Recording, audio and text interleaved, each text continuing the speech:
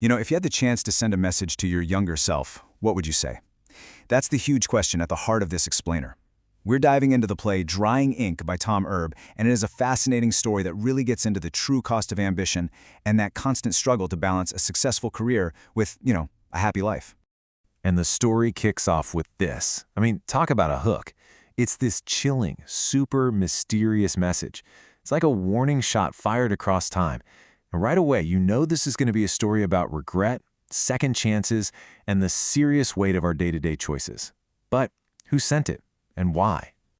Okay, so let's get into it. We're going to step into the world of our main character, Alexandra Chen. Now, on the surface, her life looks like the perfect blueprint for success in the modern world. But as we're about to see, the whole foundation is starting to show some serious cracks.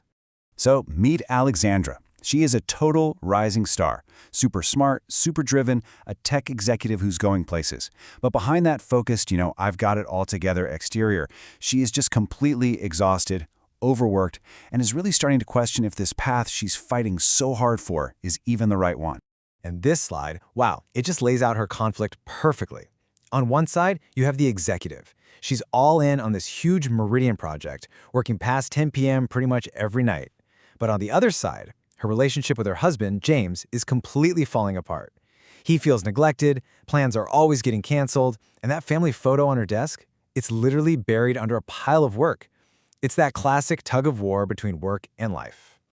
So, Alexandra's feeling the pressure, she's trying to keep all these plates spinning.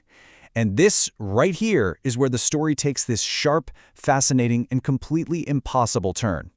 She's working late, again, and a little notification pings on her screen.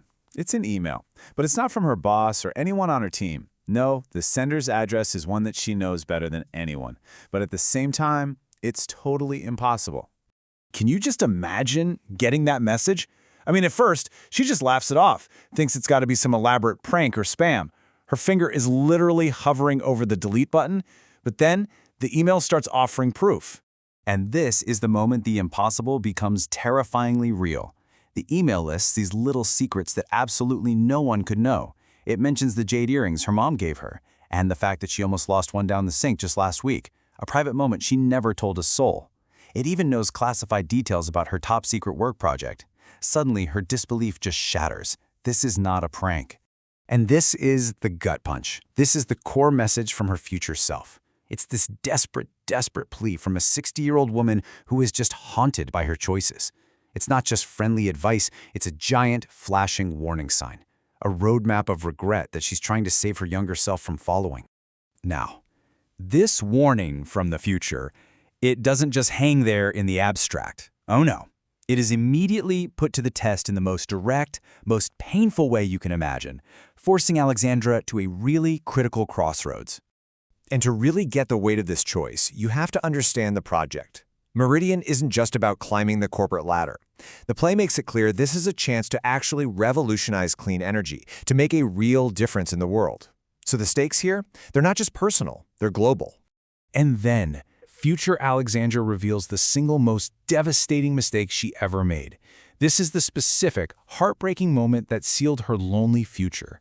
She chose the project launch over being with her family when they needed her most, and it was a wound that apparently never healed.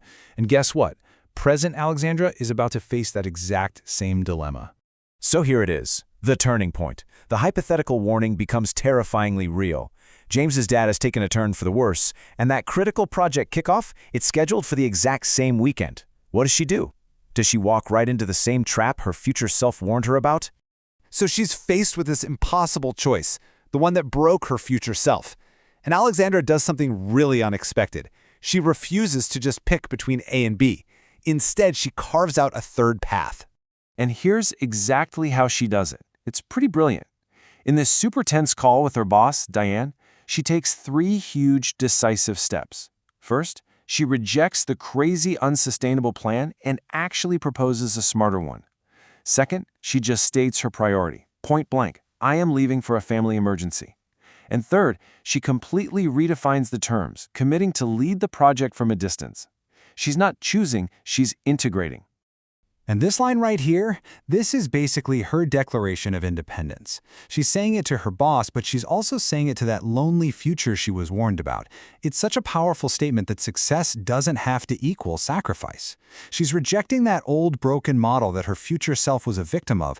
So what happens when you make a choice that wasn't on the original map of your life? Well, according to this play, the consequences are immediate, they are tangible, and they are literally reality-bending.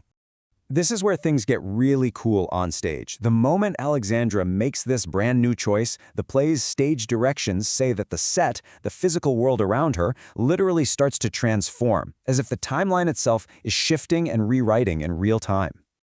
And just look at the details of this new reality. The cold, lonely study that belonged to her future self starts to change. Those career awards on the wall, they fade away, and in their place, warm family photos appear. The sterile decor becomes cozy and lived in. And then, the most touching detail of all. A child's drawing appears on the fridge, signed Love Lily, a daughter who might not have even existed in that other timeline. And this really brings us to the core message of the whole story. Her future wasn't some fixed destination she was speeding towards. It was just one potential outcome. By making a different, braver choice, she didn't just avoid a bad future. She created the possibility of a completely new one that's full of hope.